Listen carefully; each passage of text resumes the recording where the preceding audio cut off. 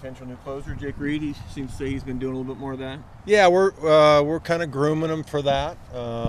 Certainly he could fill different roles. He could be a starter again, and coming back in January, we've got him throwing more than once a week and in short periods, trying to see if that's the best thing for the team. And Jake's a very unselfish kid, and he was all for the experiment and wanted to pitch more frequently than once a week. And he's a high-strung guy and very competitive guy. And we think with his personality and stuff and other things that he can do, that he might fill the shoes of Jimmy Sherfy in a very big way. So we're also going to use Clevenger, who's talking to some of you guys now, and in the back end of the bullpen, and hopefully the back end of the bullpen will be just as productive as it's been the last couple of years, and really has been the secret of our success when we've had success. And Matt becomes a pretty natural candidate then to jump into the rotation? Yeah, Matt's one of the candidates that we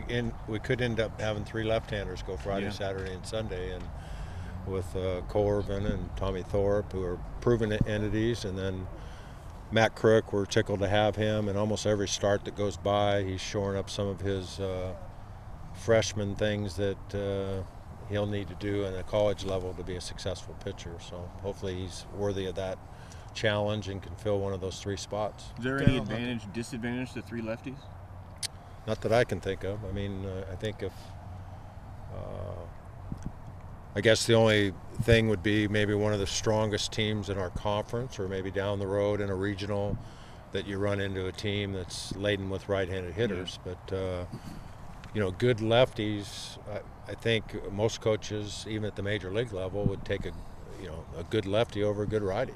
Stopping the running game and different things that puts pressure on the defense. So. Just like you can almost be 2 left-handed in your batting order as well, but you always want to have some left-handed hitters, and you always want to have some left-handed pitchers. And I don't know if I've ever had a staff that's had too many left-handed pitchers, or a hitting lineup that's had too many left-handed hitters. George, do you think you'll miss Jimmy at all? I mean, some of the guys said that they feel like there's people in the rotation and such that can kind of fill the things that he used to do. Well, first of all, Jimmy's was awfully good. The results of his body of work the last 2 years, a little sloppier his junior year, and a little more exciting, I guess, gray hairs and baldness to the head coach and many of the fans. The Wild thing, he created that music for a reason, but he was almost automatic as a junior, his second year of being that guy, and lights out. And then he continued that into professional baseball. So will we miss him? Yeah. Is there an opportunity for Jake or Clev or somebody to step into that role and be just as effective? I sure hope so. And, just have to look at the national champion, the Beavers, the conference champion, but most importantly the conference champion, to see who the conference pitcher of the year was, David Berg. He's back for another swing at things, and the fact that the Bruins could win the national championship with the anemic batting average, and of course with BB Core era, the late innings and trying to win the late innings, has really made college baseball evolve into the 7th, 8th, and 9th, 4th quarter, for lack of a better description.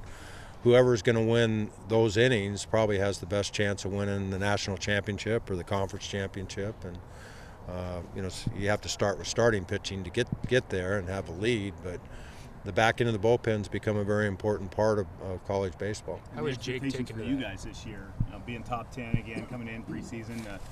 You guys have talked about, they've pushed the rock up there. Now they need to push it over the top of the mountain. Yeah, we haven't finished. We've had expectation years where we've fumbled. 2011, the last 2 years, we thought we had a competitive ball club and won our share of 1- and 2-run games and put ourselves in position to host regionals and super regionals, national seeds, and we've squandered opportunities, so to speak, like we've left the bases loaded. And we've, I think our pitching staff in 12 fell apart a little bit physically because of the lack of depth.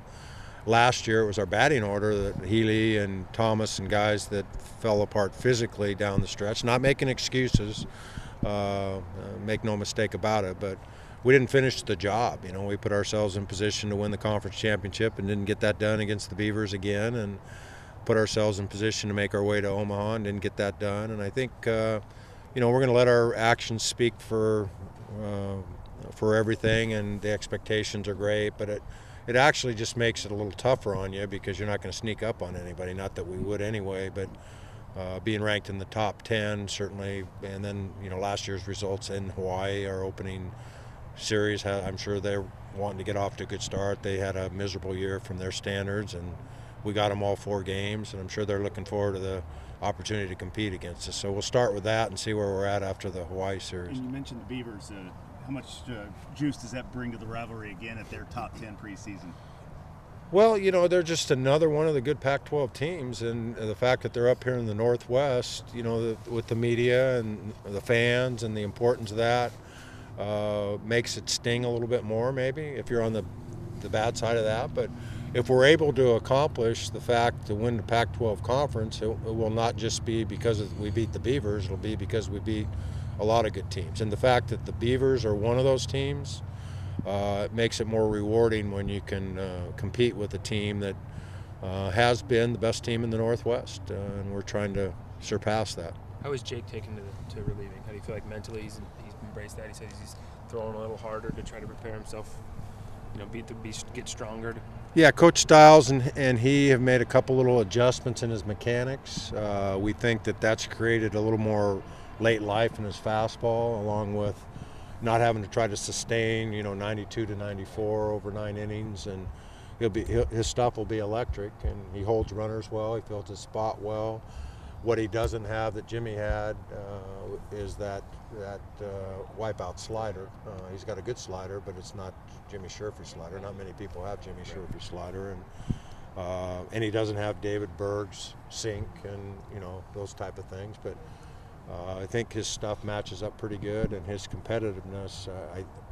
Jake has always wanted the ball in a tough situation and not shied from that, and that you have to have that mentality if you're coming in and the game's on the line every single time you come out. Say something about maturity, that he's sort of willing to change his role. Yeah, and he is a team guy, and so he had his 1 or 2 innings in start situations where he'd go along and pitch in grade, and then a blow up inning, and who knows if that would have disappeared if he stayed in a starting role. But we even thought about that last year when he was having those inevitable bad innings, of whether it would have been better for the team to pitch out of the bullpen or not. And so the mindset this year was to try it right out of the gate, and let's see. And depending on who's going to take hold of that other starting spot, if we're searching for that, then we might want to put Jake back in that role. As a starter, we'd have to build his pitch count up and all that stuff. You talked about the lineup kind of falling off at the end of last year. How much of a difference could Kyle Garlick have made if he'd been healthy? Well, you never know. And injuries. We had a couple key guys with Healy and Thomas. Maybe arguably our 2 most key guys offensively that weren't 100%. It's just part of the game, And Kyle has been an RBI guy and a very productive guy, and he was postured to have a pretty big year. I think that third year, that junior year, and that was taken away from him, and it would have been nice to see him in the batting order, but we didn't, and I think there's teams across the country that some of their better players aren't in the lineup at the end or 100%. So where do you feel like he's at right now? What do you feel like he can provide this year?